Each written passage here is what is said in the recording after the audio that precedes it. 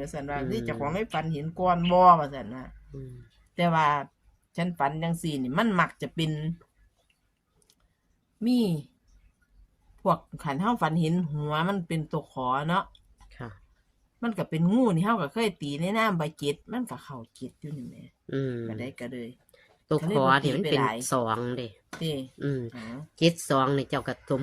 ก็คิดว่าเอาไว้เด้เพราะว่างูมัน2ตัวอยู่แล้วน้ำ7แล้วก็72มาเห็นหัวมันยกขึ้น2หัวอีก2หัวเต่านั่นดิเต่าน่ะเอาไว้เพิ่นนำแน่เด้อเต่านี่เจ้าตีเป็นไดเอาไว้ให้3ตัวซะเอา3ตัวขึ้นไปเบิ่ๆกันนะแม่ตัวใด9